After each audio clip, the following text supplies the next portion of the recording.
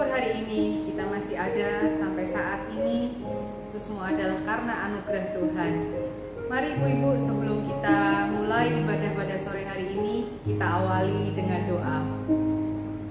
Kami bersyukur ya Tuhan untuk anugerah-Mu, untuk perlindungan-Mu, untuk penyertaan-Mu sampai hari ini Tuhan, di mana kami boleh berada di bulan yang ke-7 dalam tahun 2023 ini Tuhan. Itu semua adalah anugerah-Mu ya Tuhan. Kami percaya Tuhan bahwa tangan penyertaan Tuhan tidak pernah lepas daripada kami, dan mata-Mu selalu tertuju kepada anak-anak-Mu ya Tuhan. Tuhan, saat ini kami datang kepadamu, kami mau merendahkan hati kami Tuhan, dan biarlah kami boleh layak di hadapan-Mu. Kami mau masuk ke dalam hadirat-Mu yang kudus, kami mau di dalam tahta-Mu yang kudus ya Tuhan. Berikan kerinduan bagi kami, berikan hati dan mulut kami untuk memuji Tuhan dengan sepenuh hati kami ya Tuhan. Terima kasih Tuhan Yesus, biar Engkau sendiri yang beracara di tengah-tengah ibadah sore hari ini. Engkau berkati dari awal, pertengahan hingga akhir. Terpujilah nama-Mu ya Tuhan. Dengar doa kami, di dalam nama Tuhan Yesus kami berdoa dan mengucap syukur. Haleluya, amin. Ibu-ibu yang terkasih di dalam Tuhan, biarlah selalu kita mengingat segala kebaikan Tuhan, apa yang Tuhan sudah berbuat di dalam hidup kita, baik di dalam suka maupun duka, apa yang kita alami saat ini, dalam segala pergumulan kita, sakit penyakit kita, ataupun kesukaran yang lain. Tapi kita percaya, kita mau katakan bahwa Engkau sungguh baik Tuhan. Kebaikan-Mu Tuhan tidak pernah habis dalam hidup kita. Mari kita angkat satu pujian, kebaikan-Mu Tuhan.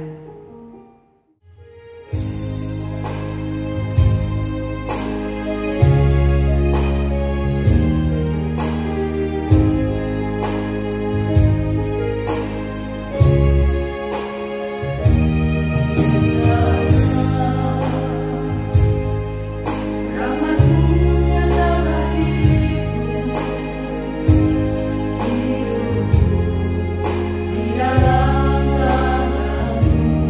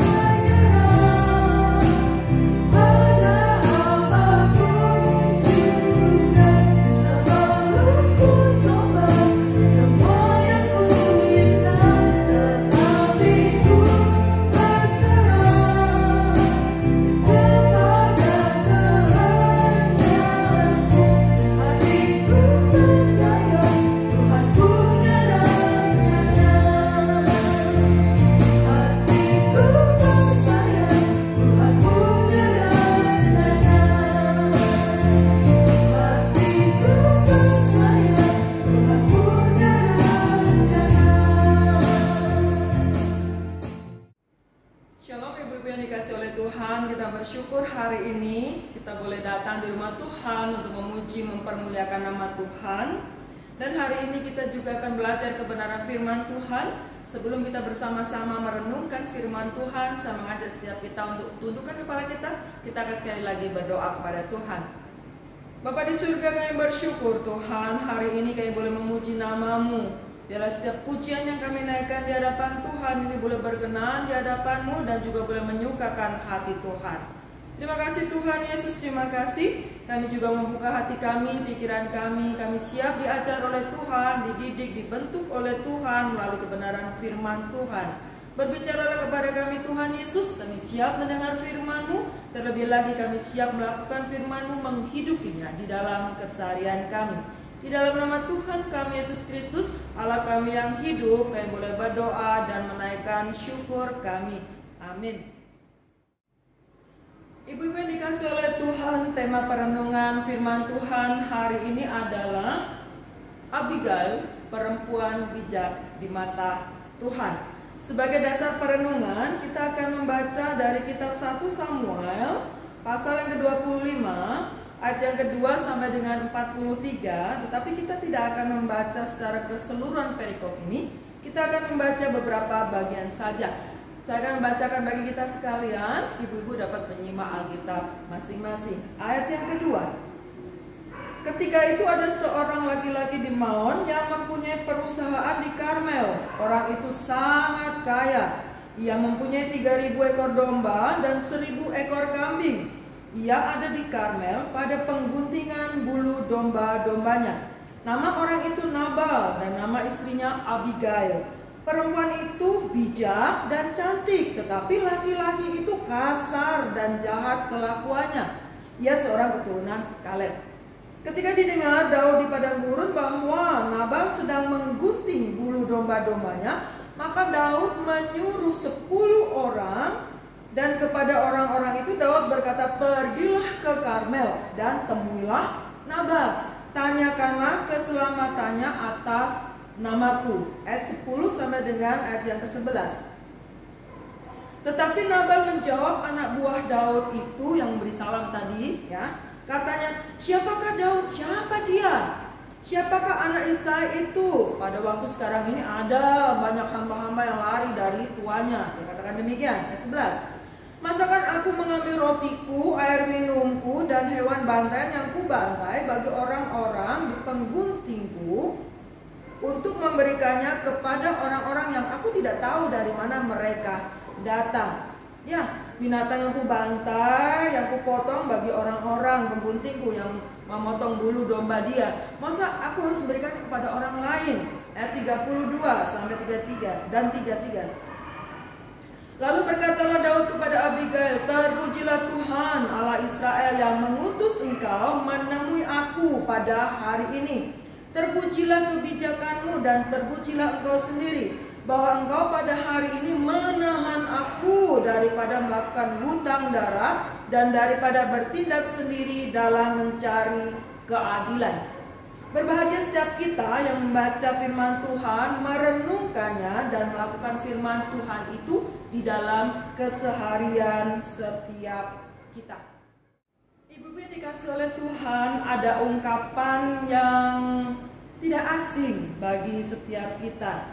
Masa kecil, hidup bahagia, dimanja-manja, disayang-sayang. Dewasa hidup foya-foya, kemudian masa tua itu kaya raya, dan ujung-ujungnya mati masuk surga.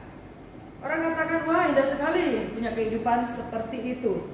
Ya saudara, sekilas kalau kita perhatikan ungkapan itu, kita akan melihat bahwa di balik ungkapan tadi tersirat sebuah keinginan untuk apa? Hidup itu enak, senang-senang, tanpa ada rasa susah, tanpa ada rasa sakit, tidak ada kecewa, tidak ada duka cita. Pokoknya senang, bahagia, wes cukup berhenti di situ. Saudara, padahal kita tidak dapat memungkiri bahwa kehidupan setiap kita manusia itu tidak selalu menyenangkan. Iya, betul sekali. Tidak selamanya hidup yang kita jalani itu menyenangkan. Enak terus, tidak selamanya seperti itu. Misalnya, sebuah rumah tangga, pasangan suami istri. Saudara, tidak lepas dari yang namanya beda pendapat. Cekcok kecil-kecilan lah, beda pendapat lah, bahkan berantem sampai menjadi masalah yang besar sampai kepada pengadilan dan lain sebagainya.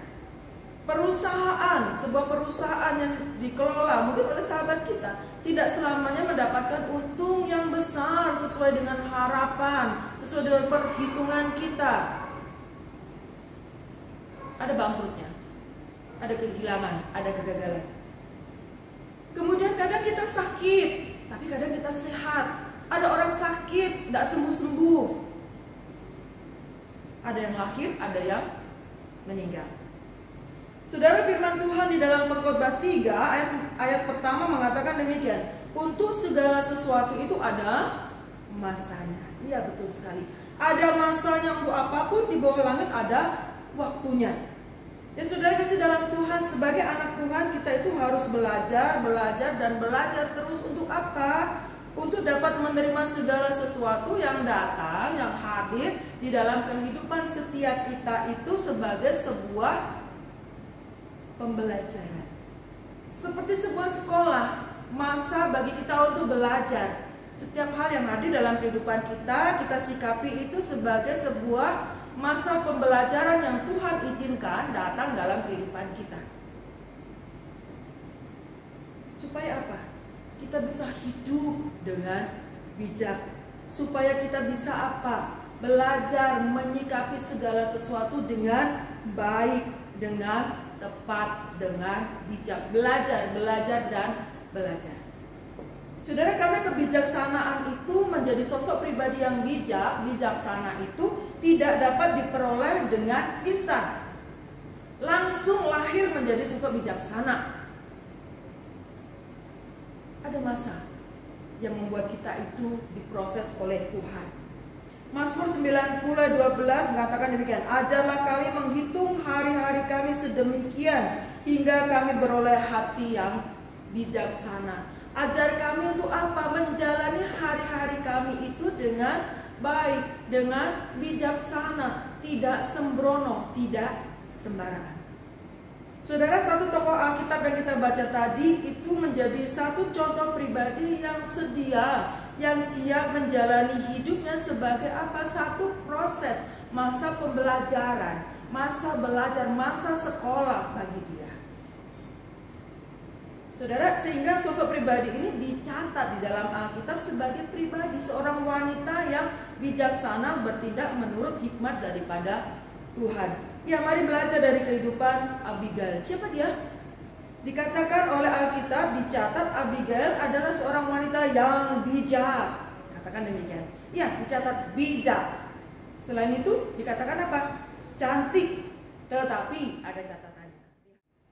Ya saudaraku yang kasih dalam Tuhan, wanita cantik ini, Abigail ini, si wanita yang dikatakan dicatat oleh Alkitab sebagai pribadi yang bijak ini, punya suami yang bebal, bodoh, kasar, pemabuk, tidak tahu berterima kasih. Ya, dia jahat kelakuannya sesuai dengan namanya, Nabal. Saudara, apa enaknya? Apa nyamannya tinggal bersama dengan orang yang seperti ini? Sekalipun dia kaya luar biasa secara materi, ayat 2, mempunyai perusahaan pengguntingan bulu domba di Karmel, kemudian punya 3.000 ekor domba, 1.000 ekor kambing. Wow, kaya luar biasa. Saudara, tapi wanita ini sungguh luar biasa. Ya, meskipun dalam kondisi seperti itu penuh tekanan, tapi dia itu mampu bertindak dengan bijaksana. Bahaya sekali apa yang dilakukan oleh Nabal. Tetapi si Abigail ini mampu bertindak bijaksana, penuh hikmat, tidak asal-asalan ataupun menghadapinya dengan kemarahan. Saudara, pada akhirnya kita dapat melihat pemeliharaan Tuhan sungguh luar biasa bagi si Abigail ini. Ya, Tuhan memeliharanya. Mari perhatikan apa yang dilakukan oleh Abigail dalam kondisi yang seperti itu. Dan kita akan belajar dari wanita ini. Yang pertama, dia adalah sosok pribadi yang rendah hati, saudara. Meskipun dia adalah nyonya besar di rumah Nabal, di rumah orang kaya ini, tapi dia mau dengar. Dia mau dengar saran atau teguran dari orang lain meskipun posisinya lebih rendah daripada dia. Ayat 17. Oleh sebab itu pikirkanlah dan pertimbangkanlah apa yang harus kau perbuat. Dengerin baik-baik, pertimbangan baik-baik. Sebab telah diputuskan bahwa celaka akan didatangkan kepada Tuhan kita dan kepada seisi rumahnya. Dan ia seorang yang dursila, sehingga orang tidak dapat bicara dengan dia. Pertimbangkan baik-baik ya, pertimbangkan baik-baik, karena sudah diputuskan celaka akan datang bagi Nabal. Saudaraku, ketika mendengar berita sikap suaminya yang keterlaluan, yang kasar, tidak tahu berterima kasih seperti ini, bahkan telah membahayakan keluarganya, Abigail mampu dengan tenang. Tenang. Dia terima nasihat itu, dia dengar baik-baik, dan dengan lapang dada menerima. Saudaraku, di dalam keseharian kita dapat menjumpai ada orang-orang betapa susahnya untuk menerima nasihat.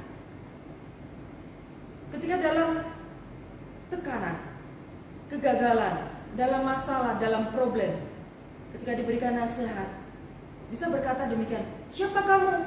Siapa kamu kasih nasihat aku? Emangnya kamu pernah menjalaninya? Saudara,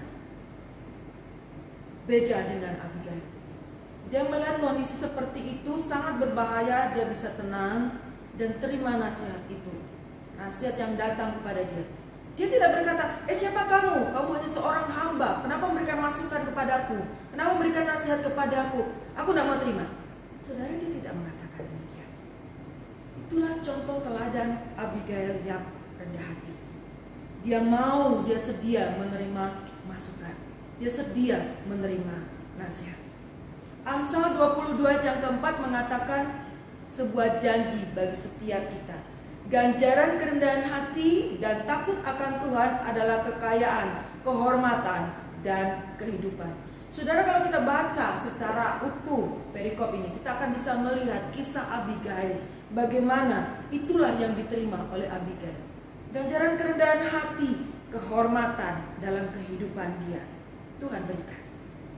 Poin kedua yang bisa kita teladani daripada Abigail adalah dia adalah sosok pribadi yang rela berkorban di dalam konteks ini demi keselamatan suami dan keluarganya.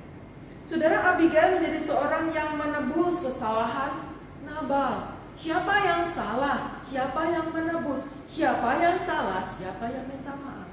Itulah yang dilakukan Abigail. Ayat 24. Abigail mau menanggung kesalahan Nabal dengan merendahkan dirinya di kaki Daud yang sedang marah kepada Nabal. Saudara, Abigail mau menanggung resiko. Iya, saudara, Abigail mau menanggung resiko kemungkinan Daud itu akan marah besar kepadanya, bahkan bisa saja membunuhnya. Nah, suaminya sudah dikatakan kurang ajar, tidak tahu berterima kasih, bebal sekali. Saudara, bisa Daud marah dan kemudian membunuh Abigail. Saudara, Abigail memohon kalau Daud memang masih akan menghukum, dia katakan hukum sajalah dirinya. Saudara kasih dalam Tuhan, selain menawarkan diri sebagai pengganti Nabal untuk menerima hukuman, ya dia salah, aku aja yang dihukum, aku saja. Tapi dia juga menggantikan Nabal di dalam apa? Memberikan apa yang seharusnya Nabal berikan kepada Daud dan pasukannya sebagai tanda terima kasih. Loh, harusnya Nabal yang mengantarkan ucapan terima kasih itu, tapi Abigail yang menggantikannya. Saudara, inilah gambaran konsep penebusan Tuhan Yesus Kristus. Siapa yang salah? Siapa yang berdosa? Siapa yang melanggar tidak taat kepada Tuhan? Manusia. Tetapi siapa yang menanggung hukuman? Tuhan Yesus. Saudara kasih dalam Tuhan, itulah yang dilakukan oleh Tuhan Yesus, menggantikan kita menanggung hukuman akibat dosa kita. Abigail menanggung hukuman dari Daud bagi Nabal. Dia sedia untuk terima itu, dan dia juga memberikan tanda terima kasih kepada Daud yang harusnya dilakukan oleh Nabal. Saudara, seorang wanita yang rela berkorban, seorang wanita yang bijaksana rela berkorban. Ketiga, dia adalah sosok pribadi yang penuh dengan hikmat di dalam bertindak. Abigail itu pandai memilih waktu kapan harus ngomong, kapan harus diam, dan kapan dia harus bertindak. Ayat 17, Abigail dengar nasihat hambanya, dia pikirkan, ya nasihat itu masuk, dan kemudian dia pikirkan dan dia baru bertindak. Bukan dengan kasar, siapa kamu kasih nasihat aku. Nah, dia dengar nasihat itu, masukkan itu, dan dia kemudian bertindak. Ayat 24, Abigail bersikap objektif. Nah, dia penuh hikmat di dalam bertindak. Abigail bersikap objektif. Dia berkata, aku sajalah ya Tuanku yang menanggung kesalahan itu. Izinkanlah hambamu ini bicara kepadamu dan dengarkanlah perkataan hambamu ini. Janganlah kiranya Tuanku mengindahkan Nabal yang dursila itu. Nah, dia tidak membela suaminya. Oh suamiku enggak, suamiku enggak seperti itu. Saudara, Abigail mengakui, iya Nabal suamiku orang yang dursila. Sebab seperti namanya, demikianlah ia Nabal namanya dan bebal orangnya. Dia mengakui itu. Suami salah ya salah, dia katakan demikian. Tapi hambamu ini tidak melihat orang-orang yang Tuanku suruh. Dia ngomong kepada Daud, aku tidak melihat suruhanmu datang. Tapi suamiku, aku tahu suamiku bebal, suamiku tidak tahu berterima kasih, suamiku seperti itu. Dia mengakui itu. Ya saudara, dengan kata lain, salah katakan salah, benar katakan benar. Itulah yang dilakukan oleh Abigail. Saudaraku yang dikasihi oleh Tuhan, Abigail itu mengerti bahwa situasi saat itu sangat-sangat kritis, dan dia harus bertindak, dan dia pikirkan masak-masak apa yang harus dia lakukan. Dia tahu dia harus minta maaf kepada Daud, dan dia datang kepada Daud. Tapi dia juga tahu bagaimana dia harus jujur kepada suaminya. Maka waktu dia pulang, dia tidak langsung ngomong kepada suaminya. Kenapa? Karena suaminya masih mabuk, tidak bisa dengar dengan baik. Keesokan harinya lah dia baru ngomong, memberitahukan tindakannya itu kepada Nabal. Ayat 36 sampai dengan 37, Abigail menahan diri dan memilih waktu yang tepat untuk menyampaikan permasalahan mereka. Yaitu kapan? Di saat suaminya sudah tenang dan tidak mabuk lagi. Saudara kasih dalam Tuhan, bagi orang yang bijak akan mendapatkan pujian dan perlindungan daripada Tuhan. Itulah yang dialami oleh Abigail. Ayat 32 sampai dengan 34, Tuhan melindungi Abigail dan membuat Daud luluh, tidak marah karena sikapnya yang bijak itu. Daud pun memujinya dan terus mengingatnya. Amsal 3 ayat 35, orang yang bijak akan mewarisi kehormatan. Siapa contohnya? Abigail tadi. Tetapi orang yang bebal, dablek, keras kepala, orang yang bodoh, dia akan menerima cemooh. Contohnya Nabal. Saudara kasih dalam Tuhan, Tuhan memberikan berkatnya lebih daripada apa yang diharapkan. Abigail mengikut Tuhan dengan sepenuh hati, maka ia diberi hikmat oleh Tuhan, dan pada akhirnya ia mendapatkan kemuliaan dari Tuhan dengan diambil istri oleh Raja Daud. Ketika Nabal sudah tidak ada. Pada konteks zaman itu, pada masa itu, konteks zaman itu, hal ini adalah kemuliaan bagi seorang wanita. Saudara kasih dalam Tuhan, pertanyaan sekarang, bagaimanakah dengan kita? Sudahkah kita selama ini menjadi pribadi yang mampu bertindak bijak saat dalam kondisi yang tidak menyenangkan, dalam kondisi yang begitu mencekam, dalam kondisi tertekan? Belajar daripada Abigail. Belajar untuk apa? Rendah hati. Belajar untuk apa? Rela berkorban. Belajar untuk apa? Berhikmat di dalam bertindak. Mari saudara, kita akan pegang teguh firman hari ini. Ingat, dan kita melakukan dalam keseharian kita. Ketika tekanan itu datang, ketika masalah itu datang, jangan buru-buru untuk menyelesaikannya. Tenang, minta hikmat daripada Tuhan, rendah hati, dengar masukan, nasihat, Rela berkorban kalau kita bersalah, kita melakukan kesalahan, kita mengakui kesalahan kita mohon maaf. Minta hikmat daripada Tuhan. Bagaimana Tuhan aku harus mengatasi masalah ini? Bagaimana Tuhan aku harus bertindak dengan bijak? Belajarlah dari Abigail. Mari kita akan berdoa. Bapa di dalam surga, kehidupan setiap kami tidak selalu menyenangkan. Ada kalanya masalah datang silih berganti, tidak sesuai dengan harapan kami, gambaran ideal yang kami miliki. Tetapi Tuhan, ketika tekanan itu ada, ketika problem ada, ketika masalah ada, berikan kepada kami hikmat Tuhan untuk bisa mengatasinya, menyelesaikan semua itu dengan bijak. Hikmat daripada Tuhan. Belajar dari Abigail Tuhan, firman yang kami dengar hari ini, kami mau tanamkan dalam hati kami dan kami mempraktekannya di dalam keseharian kami. Di dalam nama Tuhan kami Yesus Kristus, Allah kami yang hidup, kami boleh berdoa dan mengucap syukur. Amin. Tuhan Yesus memberkati. Ibu-ibu yang dikasihi oleh Tuhan, ketika hidup yang saat ini kita jalani tidak sesuai dengan harapan kita, jangan putus asa. Tetap pegang teguh firman Tuhan, janji Tuhan bahwa ada rancangan yang indah Tuhan sediakan bagi setiap kita. Meskipun saat ini kita belum melihat apa maksud Tuhan dengan segala peristiwa yang Tuhan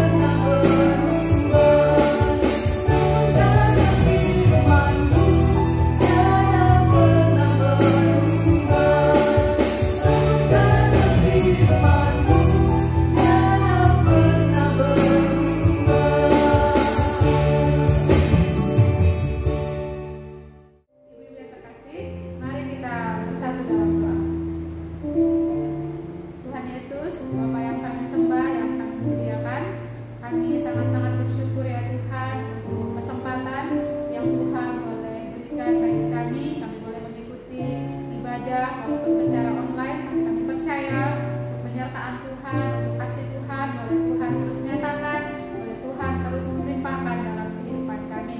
Ya Tuhan, kami berdoa terkhususnya untuk ibu-ibu dalam komisi perempuan. Tuhan memberkati dalam setiap kesehatan, kiranya Tuhan yang menjaga, Tuhan yang melindungi, jauhkan dari sakit penyakit berbahaya ya Tuhan.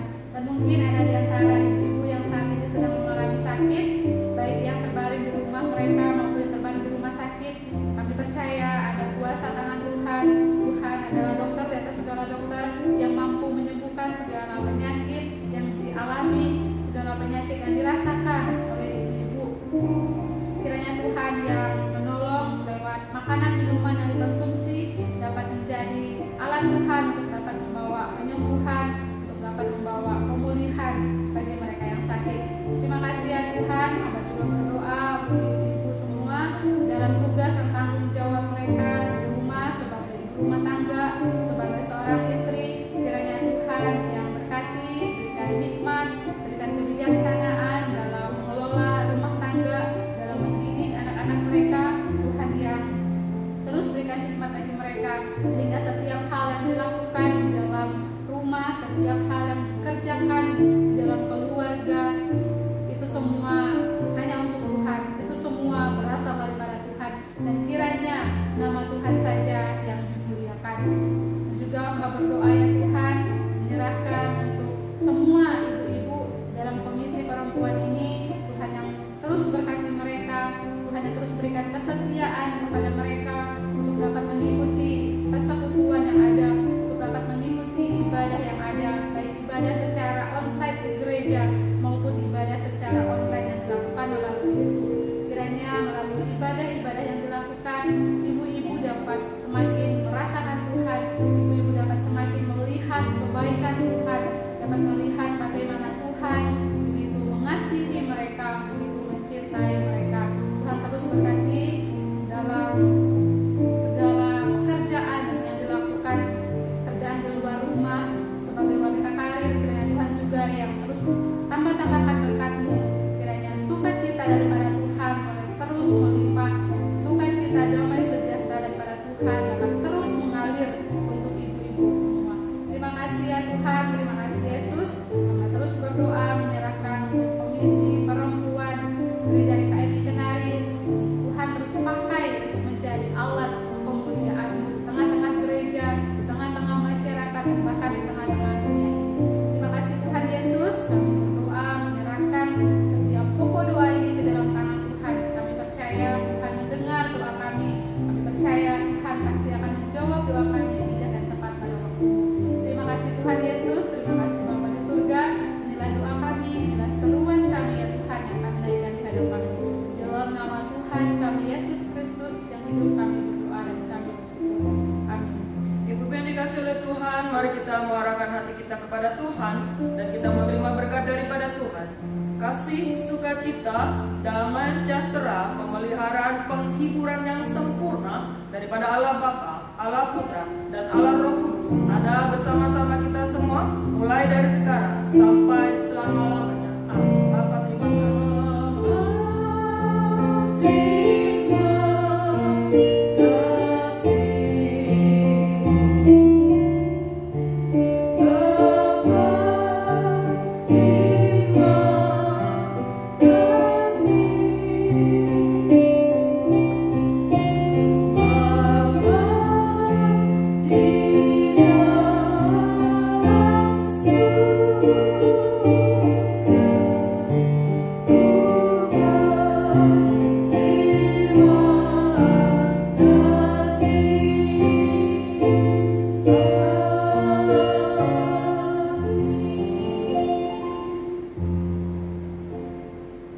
Ibadah telah selesai, sampai berjumpa di ibadah selanjutnya. Tuhan Yesus memberkati.